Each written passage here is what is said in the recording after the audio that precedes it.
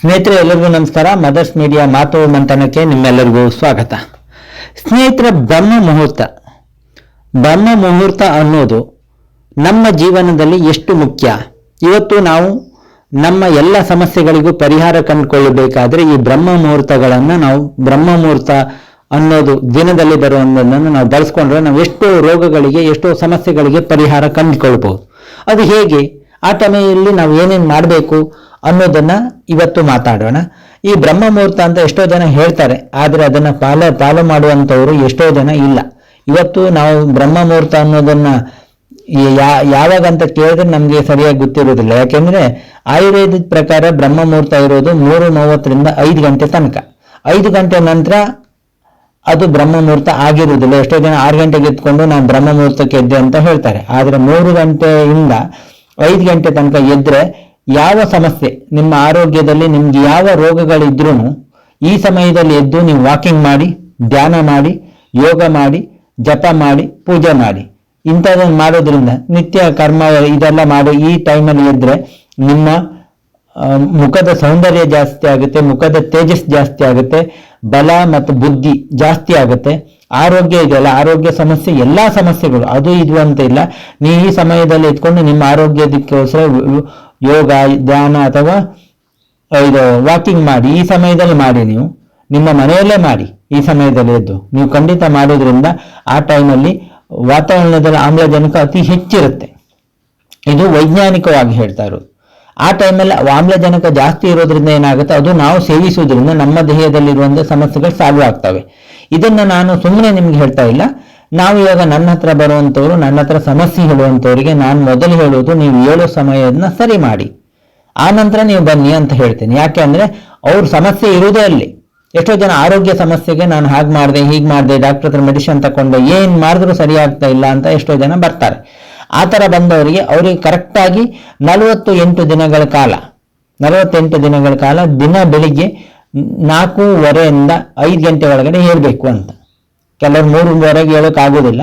ಅದಕ್ಕೆ ನಾನು 4 ಗಂಟೆಯಿಂದ 4:30, ಅದು ತಪ್ಪರೆ 5 ಗಂಟೆ, ಫೈನಲ್ 5 ಗಂಟೆ ಒಳಗಡೆ ನೀವು ಎದ್ದು ಹೊರಗಡೆ ಬಂದಬೇಕು. 5 ಗಂಟೆ ಒಳಗಡೆ ನಿಮ್ಮ ಆಲ್ಮೋಸ್ಟ್ ನಿಮ್ಮ ನಿತ್ಯ ಕರ್ಮಗಳನ್ನು ಮುಗಿಸ್ಕೊಂಡ್ಬಿಟ್ಟು ನೀವು ರೆಡಿ ಆಗಬೇಕು. 5 ಗಂಟೆ ನಂತರ ನೀವು ಎತ್ಕೊಂಡು 6 ಗಂಟೆ ತನಕ ಯೋಗ ಧ್ಯಾನ ಮಾಡಿ, ಸ್ವಲ್ಪ ಹೊತ್ತು ಕೂತ್ಕೊಂಡು ಧ್ಯಾನ ಮಾಡಿ. ನೀವು ದೇವ್ರ ಭಕ್ತರಾಗಿದ್ರೆ ಜಪ, ತಪ, ಮಂತ್ರ ಇದನ್ನೆಲ್ಲ ಈ ಸಮಯದಲ್ಲಿ ಹೇಳಿ ಅಂತಾನೆ ನಾನು ಅವ್ರಿಗೆ ಹೇಳೋದು. ಆ ಟೈಮಲ್ಲಿ ಮತ್ತೆ ಶಾಸ್ತ್ರ ಪ್ರಕಾರ ನೀವು ನೋಡಕ್ ಹೋದ್ರೆ ಆ ಟೈಮಲ್ಲಿ ಮಲಗುವುದು ಶಾಸ್ತ್ರ ನಿಷಿದ್ಧ. ಆ ಟೈಮಲ್ಲಿ ಮಲಗೋದ್ರಿಂದ ನಮ್ಗೆ ಅತಿ ಹೆಚ್ಚು ಕಾಯಿಲೆ ಬರುತ್ತೆ ಅನ್ನೋದು ವೈಜ್ಞಾನಿಕವಾಗಿಯೂ ಪ್ರೂವ್ ಆಗಿದೆ. ಮತ್ತೆ ವಾಯುಮಂಡಲದಲ್ಲಿ ನಾನು ಹೇಳಿದಾಗೆ ಮಾಲಿನ್ಯ ಆವಾಗ ತುಂಬಾ ಕಡಿಮೆ ಇರುತ್ತೆ. ಯಾಕೆಂದ್ರೆ ಯಾವುದೇ ರೀತಿ ಪೊಲ್ಯೂಷನ್ ಇರುವುದಿಲ್ಲ. ಅದರಿಂದನೂ ನಮಗೆ ಅದು ತುಂಬಾ ಆರೋಗ್ಯಕ್ಕೆ ಒಳ್ಳೇದು.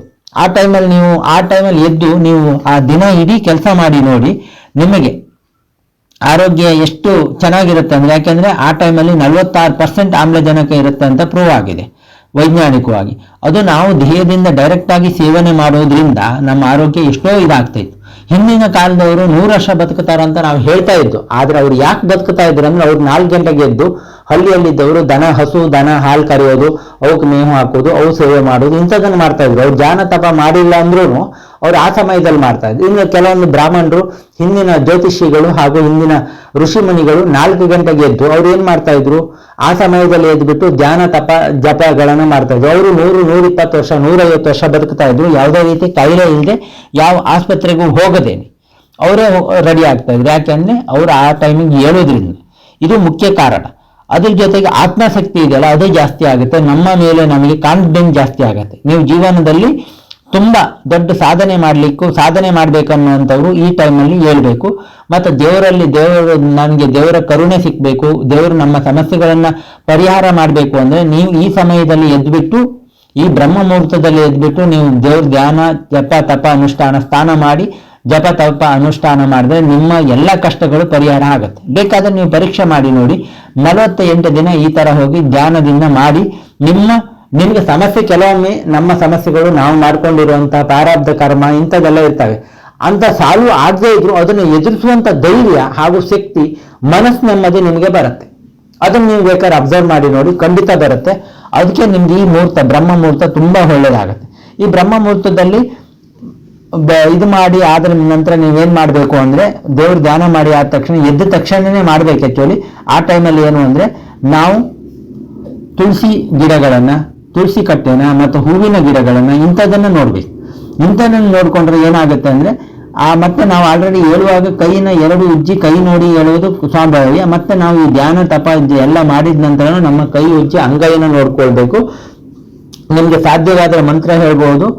ಕರಗ್ರೆ ವಸತೆ ಲಕ್ಷ್ಮಿ, ಕರ ಮಧ್ಯೆ ಸರಸ್ವತಿ, ಕರಮೂಲೆ ಸ್ಥಿತೆ ಗೌರಿ, ಪ್ರಭಾತೆ ಕರ ದರ್ಶನಂ ಅಂತ ಹೇಳಿ ಮಂತ್ರನೂ ಹೇಳ್ಬಹುದು. ಮಂತ್ರ ಹೇಳುವಂಥವ್ರು ಮಂತ್ರ ಹೇಳೋಕ್ ಬಂದಿಲ್ಲ ಅಂದ್ರೆ ದೇವರೇ ನನ್ಗೆ ಒಳ್ಳೇದು ಮಾಡುವ ಅಂತ ಹೇಳಿ ನಿಮ್ಮ ಅಂಗೈಗಳನ್ನು ಉಜ್ಜಿ ಅದನ್ನ ಫುಲ್ ಬಿಸಿ ಬರುವಂತೆ ಉಜ್ಜಿ ನಿಮ್ಮ ಕಣ್ಣಿಗೆ ಉಜ್ಕೊಳ್ಳಿ.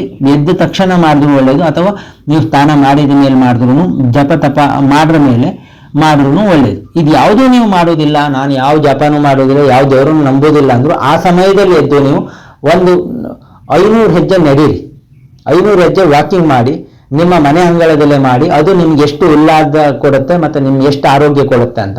ಅಥವಾ ನೀವು ಯೋಗ ಧ್ಯಾನ ಏನಾದರೂ ಮಾಡುವಂಥವ್ರಿದ್ರು ಆ ಸಮಯದಲ್ಲಿ ಮಾಡಿ. ನೀವೇನಾದರೂ ಓದಿ ದೊಡ್ಡ ಸಾಧನೆ ಮಾಡಬೇಕಂದ್ರೂ ಆ ಸಮಯದಲ್ಲಿ ಮಾಡಿ. ನಿಮ್ಮೆಲ್ಲ ಕನಸು ಈಡೇರಿಸುವಂಥ ಉತ್ತಮವಾದ ಮುಹೂರ್ತ ಅಂದರೆ ಅದು ಬ್ರಹ್ಮ ಮುಹೂರ್ತ. ಈ ಬ್ರಹ್ಮ ಮುಹೂರ್ತದ ಬಗ್ಗೆ ಹೇಳಕ್ ಹೋದ್ರೆ ತುಂಬಾ ವಿಷಯಗಳಿದ್ದಾವೆ, ಆದ್ರೆ ನಾನು ಸಿಂಪಲ್ ಆಗಿ ನಿಮ್ಗೆ ಹೇಳ್ತಾ ಇದ್ದೇನೆ. ಈ ಬ್ರಹ್ಮ ಮುಹೂರ್ತದಲ್ಲಿ ಎದ್ದು ನಿಮ್ಮ ಜೀವನದ ಕನಸುಗಳು ಆ ದೇವರು ನಿಮ್ಗೆ ಈಡೇರಿಸ್ಲಿ ಅಂತ ಹೇಳ್ತಾ ನಾನು ಮಾತು ಮುಗಿಸ್ತೀನಿ. ಮತ್ತೆ ಮುಂದಿನ ಭಾಗದಲ್ಲಿ ಭೇಟಿಯಾಗೋಣ. ನಮಸ್ಕಾರ ಸ್ನೇಹಿತರೆ.